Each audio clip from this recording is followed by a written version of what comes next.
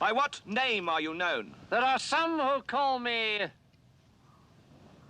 Tim. Welcome to another episode of Timmy Talks, the channel where we talk old school magic. And today we are back in Zeeland, the Netherlands, for more action from the Seaman Cup. This is the first ever edition of this tournament. We are still in the group stages, and in the group stages we've got a pretty interesting match for you. We've got Nicolas, a player from Belgium, who's playing kind of a white weenie deck, but then he's playing white weenie. I've called it white weenie plus because he's playing it with some red, with some blue. It's a very interesting brew, if I say so myself, but more about that in the deck tech section of this video. And he is taking on Dutch player Gideon, and Gideon is playing dominantly blue and white deck, kind of a control deck, but also pretty creature heavy, I have to say. He's got Sarah, Suchi, Savannah Lions, Serendips in there, so a lot of creatures as well. But again, more about that in the deck tech section. Before I start, by the way, with the deck techs, I would first like to tell you that, as always, you can also choose to go to the games first, check out the deck techs later. The easiest way to do this is by checking out the description below, because there you will find several timestamps. One of the timestamps reads MTG Games, so just click on there. It'll take you straight to the games, and in that same description below, you can also find a link to the Timmy Talks Patreon page, and that is patreon.com/Timmy Talks. And if you go there, you can find out how you can become a sponsor of the show, how you can become a patron of the Timmy Talks channel. And I have to say, I really appreciate all the support I'm getting from the patrons. It's just fantastic, and it is what keeps this channel going. So, I mean, if you like what I do, please consider becoming a patron of the show. Check out patreon.com/Timmy Talks for all the information. Okay, and now that you're fully informed, we are ready to start with the deck techs. I'm going to start with the player on the left, that is Nicolas. Let's take a look at his deck. And here we see the deck of Nicolas White Weenie Plus. And the reason I've called it Plus is that, of course, we have not just white in here. We've got red, we've got some blue.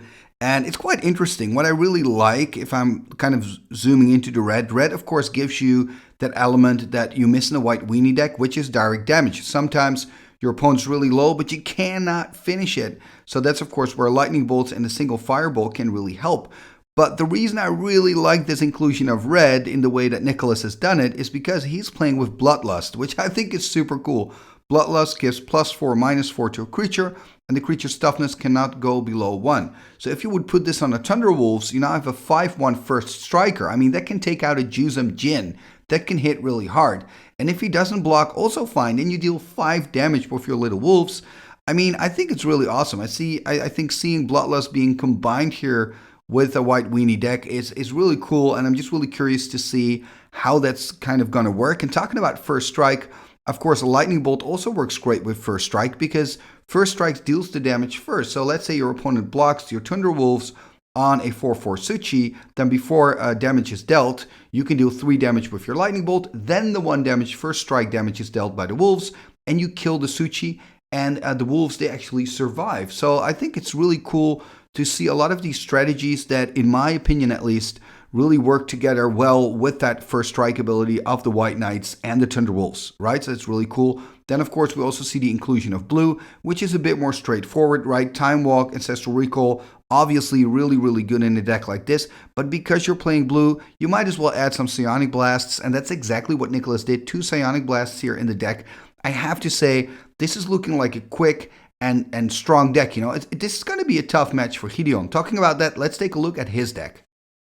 And here we see the deck of Gideon. So this is really a blue-white mid-range deck, right? And I know, there's a black card in there. Yes, so technically blue, white, and 1 black card. Okay, Demonic Tutor, which is a great card, especially when you play with all these power in your deck. It's just an extra way to get your power out early. But just when we look at what this deck wants to do, right, I really like the creature base. It's almost like a staircase you're walking up. It's got Savannah Lions turn 1, then turn 2. There's no 2-drop there, but you can play a Flower Stone or, whatever. And then you move on to your Surrender Prophet for 3, your Suchi for 4, your Sarah Angel for 5. And I'm saying like a staircase, but if we look at the mana base, he's playing with all the Moxen and the Black Lotus, so it's very plausible, and of course 3 Flower Stones and Soul Ring, so it's very plausible that he's able to get these creatures out early, put pressure on, and then at the moment that he's got his bigger creature out, he can cast one of those 2 Armageddons to kind of take control over the board. Now, talking about Armageddon, I think in this matchup, the card is probably not that good. Because, of course, Nicolas is playing with creatures that are very low CMC to cast. The majority of his deck is just 1 or 2 CMC. So that means that your Armageddon is not going to be as good. But I do like the way that Gideon has organized his spells here, right? He's not playing 4 swords. He's playing 2 swords, not 4 disenchants, 2 disenchants. And that gives him some open slots. And what has he done with those open slots? He has decided to play with 2 land taxes and 2 Armageddons. What you often see is when players choose to go for land tax or Armageddon, they build their whole deck around it. But you actually don't have to. The card is good enough to function in a deck as a 1-off or as a 2-off in this case. So I really like that strategy, and I'm curious to see how that's going to work out. Again, I think Armageddon, it's not going to be as useful. So I wouldn't be surprised if he boards the Armageddons out after the first game. All in all, I think it's going to be an interesting matchup. Why? Because both decks can be really quick. I think Nicolas's deck is going to be a little bit quicker. But Gideon, of course, has more powerful creatures in his deck. Then again, I'm thinking about those 2 preachers in the deck of Nicolas. They could be decisive. But if we look at the sideboard, we also see a preacher in the sideboard of Gideon. So I kind of predict a very close match between 2 strong decks. Will that be the case? Well, there's only one way to find out. Let's go to round number 2 of the Seaman Cup. Enjoy. Game number 1, here we go. The player on the left, Nicolas, is on the play. He's starting here with a Benalish Hero. Yeah, that's what I thought. Passing the turn. Nicolas is playing kind of a white weenie deck. I've called it White Weenie Plus because he also added some red and blue in there. And Gideon is playing blue, white, mid-range. He's playing 2 land taxes, playing out one of them here. The powerful enchantment from Legends. Both players still on 20, but now Gideon's going to drop to 19, and there's a Thunderwolves. So Nicolas deciding not to play out a land because of that tax, or maybe he doesn't have a land drop. That's also a choice, an option, I mean, of course. There we see a Savannah Lines being played out and a basic island passing the turn. Beautiful altered island there, the Time Walk. That looks really, really cool. And there we see a City of Brass. Ooh, there's a bolt, very aggressive move here.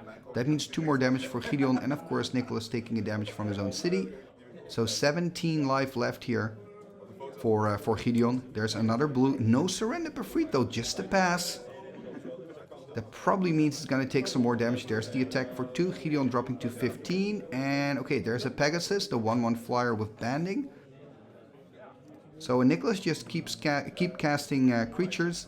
There's a Suchi, the 4/4 from Antiquities. Now we are playing according to the Swedish rules, meaning no mana burn. And that of course makes that Suchi really, really good. It's a very strong blocker here. But there we see a disenchant though. Yeah, there are a lot of ways to get rid of the Suchi. Disenchant is one of them. And now we see Gideon here dropping to 12. So I mean, he really has to start casting some creatures. Here we go, Sarah Angel. Sarah, of course, a great creature in this situation. But remember, Nicolas is also playing with Bloodlust. If he can attack and put a Bloodlust on, for example, the Thunderwolves, that will be a brilliant move. And now he's playing a Mishra's Factory. Ooh, look at that. He's going to attack in a band. Oh, this is so interesting. So a 2/2 bander and a 1/1 bander with flying. He chooses to block the Pegasus. And there's the Bloodlust. So the Sarah dies here, but the Pegasus dies as well. So it is a 2-for-1 for Nicolas. And Gideon is now on 10. So I'll try to keep you up to date about his life total, because it's hard to see with the dice there all the way on the right, unfortunately. Nicolas on 16, Gideon on 10. There we see a Suchi. And there's the pass. And unfortunately for Nicolas, he no longer has his 1/1 flyer, because then he could have just flown over the Suchi and still deal damage, but that's not going to work here. So Nicolas on 16. I wonder how many cards he's got in hand. We see Gideon with 3 cards. And I don't think he's got that many cards left. Look at this, Nicolas attacking in a band. I think also 3 cards for Nicolas, by the way. There's the block on the Suchi. And yep, there's the Bloodlust. Very, very clever. So now the first strike damage here gonna go onto the Suchi, and that's why the Thunderwolves doesn't die. There's another Benalish Hero being cast in the second main, and yeah, it's starting to look dire here for Gideon. Can he keep finding creatures? So many creatures have died already on his side of the board. 2 Suchis and a Sarah Angel. And he's on 10 at the moment. And of course the Savannah Lines at the start, by the way. So 4 creatures died there already in the graveyard. 2 cards for Nicolas. Seems that there are 4 cards for Gideon tapping. 3, are we going to see a Surrender free perhaps? There's a Surrender Free 3/4 flyer from Arabian Nights. And there's the pass turn. Now the good news for Nicolas, of course, is that the Surrender is going to hurt Gideon. So he could consider just attacking with everything at the price of just one creature. But here we see a Chaos Orb. There's a mana drain there, though. The only counterspell in the deck of Gideon stopping the Chaos Orb here. Yeah, now I wonder what Nicolas is going to do. Like, one of the options is just attack with all 3 creatures, you know, and deal 2 points of damage, trade one of the creatures. But look at that, he's gonna attack in a Mega Band. And there we see the Lightning Bolt. So the first strike damage of Thunderbolts works, and then there's the Bolt before regular damage is dealt. That's why the Surrender dies here. Yeah, and that's of course a problem here for... Okay, Ancestral Recall, really good. I won't say that's a problem for Gideon, you know. He keeps losing creatures, but this Ancestral Recall really helps. I mean, he's still on 10. It's not that low. So there's the tap. There's another Surrender Befreed. Okay. And there's a Suture. Of course, he had mana left from that mana drain. That's why he has enough mana to play all of this out. This is a great turn for Gideon, and it must be quite frustrating for Nicolas because he's doing a great job destroying all the creatures, but at the end of the day, he's staring down at 2 more big creatures again. And it's going to be tougher and tougher to kind of get through. There's another Mishra's Factory, so 2 Mishra's Factories for him now. That one has Summoning Sickness, though. So I could consider to make a huge band, like the factory with 2 Benalish Heroes. And then you can attack as a 4/4. And of course you can pump it up. I think that's what he's going to do. And I have to say it's really cool to see banding in action. It's a very strong ability, but you don't see it that often in old school. There's the attack 4/4.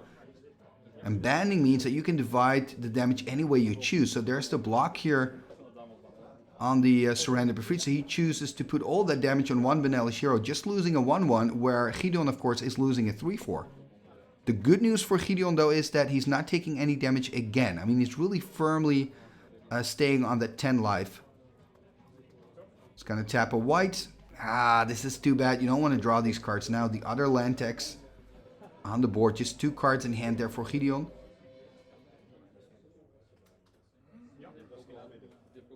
Yeah, now I wonder what Nicolas is going to do. He could have decided to just put all the damage on the factory. Because then he could have animated the other factory and attack again with the 4/4. We're going to tap 2 here. Oh, there's a Crusade. That's kind of nice. That means that the Benalish and the Thunderbolts are now 2/2s. Exactly, he can attack in a band. It's now a 4/4. Oh. If he now has a Disenchant, yeah, this Disenchant is really important. Now he can block. And now Nicolas is just losing a creature for nothing. Choosing, by the way, to kill the Benalish Hero. I mean, First Strike is so good in the deck of Nicolas, but I would be tempted to keep your banding creature. Banding is just so strong. There's the 4/4 attack, so he's going to take the damage. I believe he's going to drop to 13. There's another Suchi. Okay, wow. Is Gideon now taking over? It really, really looks like it. Yeah, this is really difficult. There's a Mox Ruby, not what you want to see. Gonna tap 5. Are we gonna see a Sarah Angel? There's a Fireball. Taking care of business, attacking here, putting Gideon on 9. And there's the pass. So Gideon, knowing that he's in the control role in this match, choosing to keep the Suchi untapped, of course. Doesn't want to take 3 damage, drop to 6. That makes sense. There's the pass. So both players kind of in top decking mode, trying to find something. Also the pass from Gideon, 2 cards in hand. Okay, Ancestral Recall. That's a good top deck. That is really sweet. So drawing 3 extra cards here, 4 in hand now. I have to say, Nicolas, I'm really liking your playmat. It's super cool, the Word of Command playmat. Very, very cool. There we see the Mox Sapphire. There's the pass. And again a pass. So both players still kind of trying to find answers. Okay, tapping 5. Are we now going to see that Sarah Angel that I talked about earlier? Yep, there's the Sarah. Another damage. I believe he's on 16. And this Sarah Angel is very important for Nicolas because it can fly over the Suchi. And remember, Gideon is on 9, so 3 attacks and he's dead. Actually, 2 attacks, because then the second attack you can just attack with everything and deal that extra point of damage. Let's first see if the Sarah Angel survives. Here we see a Felwer Stone. Passing the turn. Yeah, Mox Ruby, Felwer Stone, not going to cut the cake for Gideon. I mean, he's in trouble here. Are we going to see an attack? Is he going to be put down on 5? And the next turn, Nicolas could consider attacking with everything and finish Gideon off. But we're not there yet, of course. Let's first see what he's going to do in his main phase, in his combat. So it looks like he's a little bit in the tank here. Looking at his hand again. Gonna take another damage. Oh, there's a Crusade. Oh, wow. Can he finish it already? He is gonna animate attack with everything. So there's a 5/5, a 2/2, and 2 other 2/2s. I think he's dead unless he's got an answer for the Sarah. Because with the Suchi, he can block, let's say, the 2/2 wolves. But then exactly picks up the cards.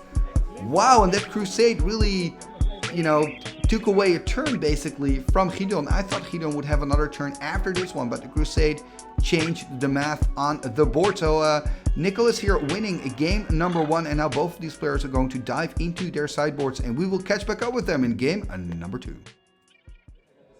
Game number 2, here we go with, of course, Gideon on the play after losing that first game. Let's see what he can do in the second one. Oh, that's a good opening, starting with a Library of Alexandria here. Very strong. Let's see what Nicolas can do in his first turn. Plateau into Savannah Lines. Passing your turn 7 in hand for Gideon. Exactly. Going to draw card 8. And I think if you're Nicolas, as long as you don't have an answer for the Loa, just try to put as much pressure on that life total of Gideon as you possibly can do. There's the Tundra for both players now. Nicolas can attack here for 2. Going to put Gideon on 18. Are we going to see more creatures hitting the board? That's the big question. Tapping the Tundra, and oh, that's even better. Ancestral Recall, that really compensates for that Library of Alexandria on the side of Gideon. So 3 cards being drawn here, and there's a Thunder Wolves and a pass, so that's 3 potential points of damage for next turn for Gideon. And if you're Gideon, I guess you really want to try to get your defenses up. Drawing an extra card again with the Loa, gonna go to 8. I wonder if he now has to discard. I mean, he's also playing, of course, with Soul Ring. I believe 3 Felwer Stones, so a Felwer Stone could be a good option for him here. Moxen, of course, in the deck as well. What if he could drop a Mox and play a Serendip? That would be really nice. Or maybe he's unlucky and has to discard. No, he doesn't. Just playing out the Felwer Stone passing the turn. It does mean 3 more points of damage for Gideon. Ooh, there's a Strip Mine. Yeah, this is really good for Nicolas finding the Strip Mine. There's the attack for 3. It's going to put Gideon, I think, here on... Nope, there's a Swords, though. It's just going to take 1 point of damage here. It does mean 2 extra life here for Nicolas. He's going to go up to 22. And there's another Savannah line. Ouch, ouch, ouch. I mean, it's pressure, pressure, pressure. And I believe I saw a Red Elemental Blast there in hand for Nicolas. So I wonder if Gideon is going to cast the Serendip. If he's going to play a Red Elemental Blast on that. But maybe he's going to play a Suchi instead. He's, of course, also playing with 4 Suchis, 4 Serendips, and 4 Sarah Angels. Doesn't have enough mana yet to cast the Sarah Angel. Look at that. There we see the Serendip Ifrit. So tapping 3, casting the Serendip. No counter here. No Red Elemental Blast, it seems, from Nicolas. Can, of course, play it later as well. And there, I believe that's a Swords. Kind of hard to see. I believe the card's altered. Yeah, so we see 3 extra life and the creatures removed. That had to be a Swords to Plowshare. So Gideon going back up to 20.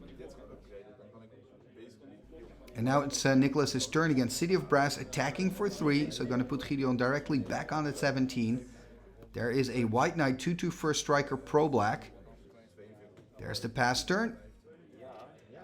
And if Gideon can find a 5th mana, then I wonder if he's going to cast a Sarah Angel here.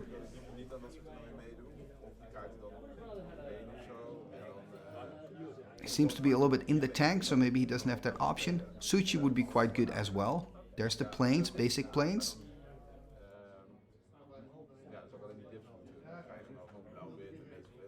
You can see him think there, tapping his fingers, thinking about it. And there's the Sarah Angel. Beautiful black bordered beta Sarah, I believe, hitting the board. Yeah, an all-time beauty, of course. But remember, Nicolas is playing Bloodlust, Lightning Bolt. Those cards are so good with all these first strikers. There we see Gideon blocking the White Knight. Are we going to see a Bolt or Bloodlust? There's the the Bolt. So that's going to kill the Sarah Angel. 3 damage again for Gideon, dropping to 14. I mean, it's not looking great for him. Oh, another Thunderwolves. Problems here for Gideon. Can he do something against it? Gonna tap the Flower Stone, tap an island. There is... Yeah, but what are you gonna flip with the orb? Oh, balance! Oh, this changes the entire scenario. Wow, look at this. It's a one-sided Wrath of God. Yeah, this is exactly what Gideon needed here to get back into it. He's still on 14, you know, Nicolas on 22, but now it's everybody's game again. And this balance was absolutely great here for Gideon. And there we see a Chaos Orb on the side of Nicolas now. And a Mishra's Factory. I wonder if you're Gideon, if you want on end step, respond by activating your Chaos Orb. It looks like he doesn't. Perhaps he's got a Disenchant in hand. And there we see a Surrender, but a quick Red Elemental Blast taking care of the Surrender defeat. So the Red Elemental Blast had been in the hand there of Nicolas for a while. He's going to draw another card, 2 cards in hand and 2 cards in hand for Nicolas, it seems. Now we see an activation of the Orb. In response, an activation of the Orb by Nicolas. So he's going to flip. Let's see if he can hit the Orb of Gideon. Oh, yep, it's a hit. So Chaos Orb for Chaos Orb. 2 more points of damage for Gideon, dropping to 12. And yeah, I mean, again, he's in the corner, but there's a Suchi. And I have to say, I'm really loving this matchup. Both players are doing their thing. The decks are going up and down. And there's a lot of combat happening, which I really, really love. There's a Banalish hero hitting the board. There's the attack with the 4/4. Animating. Are we going to see a Disenchant or a Swords? We're going to see a Disenchant here. So taking care probably here of the Mishra's Factory before blocks are declared. Exactly. I mean, I don't think he wants to jump at this stage. He's still on 21, I believe. Ooh, he does jump and bolt, so it's a 2-for-1. Gonna drop to 20. There we see a Circle of Protection, red. I'm a little surprised that he boarded it in. Perhaps he was thinking that he was playing against pink Weenie, but there's not that much red in the deck. And there we see a Black Lotus and a Sarah Angel here. Casting the Sarah using the Lotus. 1 card left in hand. There we see a Wheel of Fortune. And he's losing the recall there. But wow, that's cool. A wheel. So both players are going to draw a fresh 7. Wow, I'm really enjoying the second game. Wheel of Fortune here. We see a Lightning Bolt, Disenchant, Thunderwolves. So Thunderwolves, Lightning Bolt is of course a very good combination. If he can get Gideon in a point where he wants to block the Sarah. Looks like he's just going to pass here. And then on end step we see an Ancestral Recall being played out here by Gideon. Is he now going to take over? He's got a lot of cards in hand. 10 now if I'm not mistaken. There's the attack for 4. I think Nicolas is on 15 at the moment. There's an Underground Sea. A beautiful altered land there, by the way, on the side of Gideon. That island. Really, really cool.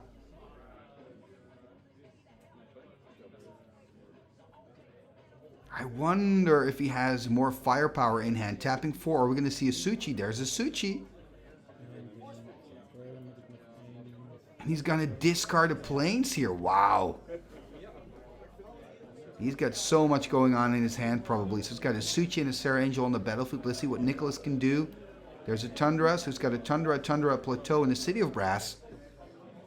We know that he's got the Thunderwolves, so could play out Thunderwolves next turn, block the Thunderwolves, or block the Suchi on the Thunderwolves and play that Lightning Bolt. On the other hand, he also has a Disenchant in hand, so The Suchi is not the problem. Oh, there we see a Swords to Plowshares.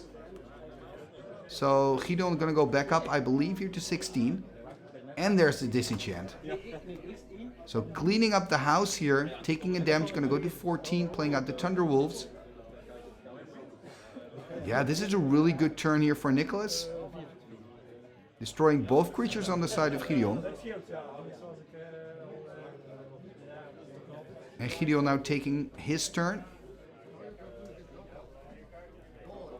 Let's see what he can do. There's land number 5, and now he's got 7 mana if we count the Mox Emerald as well. Yeah, and this is really not the moment to get flooded in like Felwer Stones and Moxen and lands. You really just want to find creatures here to protect yourself from Nicolas. Tapping 2. Okay, there's a Demonic Tutor. Now he does have, I think I would go here for a Brain Geyser. You know, just draw tons of cards and find some more creatures. The thing though is, if you go for Brain Geyser, you probably want to pass, wait another turn before you do anything else. That means that again you're going to take some damage. On the other hand, there's only a single Thunderwolves there on the board, so it's not too concerning. And I mean, at this stage, Brain Geyser is just too tempting. Remember, Ancestral Recall already in the graveyard. So I would be really tempted here just to go for Brain Geyser, pass turn, cast Brain Geyser next turn. Also because you know that probably your opponent is not playing with counter magic. Exactly, here's the pass. Let's see what Nicolas can do. 4 lands and a Wolves. Wolves, of course, attacking here. Going to put Gideon probably on 15. Exactly, going to drop to 15. There's the Savannah Lines. I mean, in all honesty, I think a CLP White is much better than a CLP Red. But then again, like I said, I think Gideon probably felt after that first game that he was playing against a pink Weenie deck. Which makes sense. Here we see a Strip Mine. So if he has a Brain Geyser, he could play a Brain Geyser for 6. Wow, that's huge. He's still on 15, so I mean, he could take some damage. Okay, there's the Swords. Wonder what he's going to do. Is he now going to play the Brain Geyser? Then he's going to play a Brain Geyser for 4, I believe. There's the Brain Geyser. Gotta play a Brain Geyser, I believe, for 4. 1, 2, 3, 4. Yeah. 2 Moxen, dropping that on the battlefield so that he doesn't have to discard. Does he have something like a Serendip, for example? He's got 3 mana. No Serendip, just passing the turn.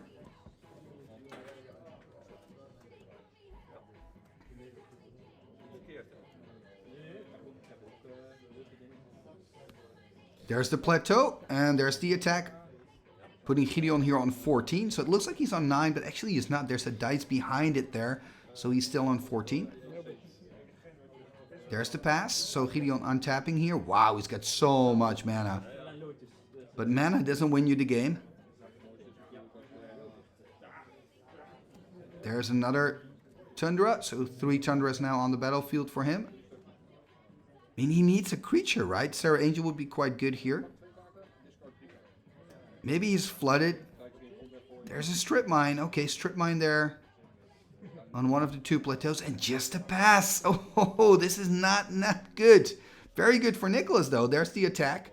Gideon on 13. Remember, this is game 2. Nicolas already has a game in the bag. If he wins this, he wins the match here in round number 2 of the Seaman Cup. There's another Tundra. 3 Tundras also on the side of Nicolas. And there's the pass. There we see a Felwer Stone. And that's it. Yeah, I mean, this happens sometimes, right? You just keep drawing all your mana sources. There's the pass. Another Savannah Lines hitting the board. That means a potential 3 points of damage. And Gideon is on 12, so could then drop to 9. Okay, there's finally a creature. Sarah Angel probably picked it up from the top. Now the question is, can it survive? Uh-oh, what is Nicolas going to do? Tapping 3.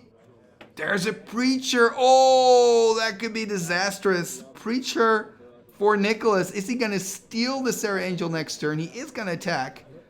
He is going to block. There's the bolt. There's a blue elemental blast taking care of the bolt. There's another bolt though, so the Sarah is going to die. And there's the pass. But wow, what an exciting match. I believe 15 life, by the way, for Nicolas. There's the pass. It's looking really good for Nicolas. He can just attack with the Preacher now as well. Deal 4, going to put Gideon on 8. Yeah, dropping to 8 here. Oh. After that Brain Geyser, I kind of thought that Gideon would be able to take over, but hasn't found that much to work with. Just a lot of Mox and Flower Stones and lands. There we see a Scrub land. And okay, there's another creature. Surrender a free 3/4 creature can of course be stolen here now by the Preacher. Yeah, this is really bad news. So he's going to probably steal it. And it looks like Gideon is going to lose it here. There's the attack. He's going to drop to a measly 5 points. It could be over next turn. Remember, balance already in the graveyard. That's it. Look at that hand. Absolutely useless for Gideon. 3 disenchants, 2 lands. Nicolas winning here. And I have to say, I'm a little bit surprised that he won this second game. Because after that Brain Geyser, I thought, okay, he's got so many cards now. He already played Ancestral Recall as well. And at that low at the start of the turn, he drew so many extra cards, but still couldn't pull it off. Nicolas, congratulations, winning it here with his White Weenie Plus. Thank you for watching another episode right here on Timmy Talks, the channel where we talk old school Magic. And before you go, please hit that subscribe button and ring that bell.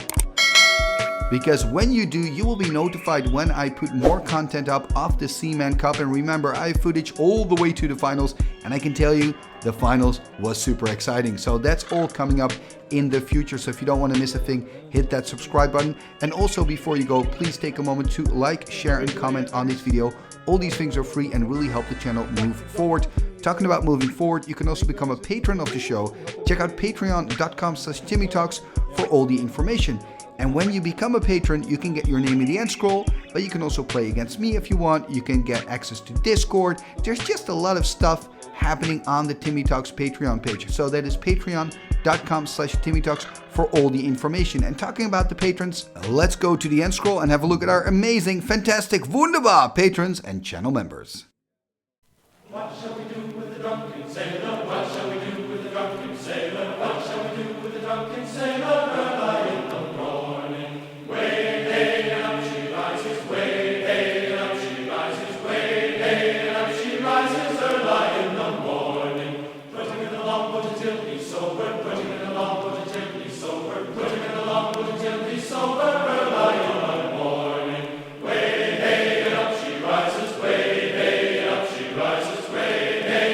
She rises early in the morning. Pull out the plug and wet him all over. Pull out the plug and wet him all over. Pull out the plug and wet him all over. Early in the morning. Way hey up she rises. Way hey up she rises. Way hey up she rises early in the morning.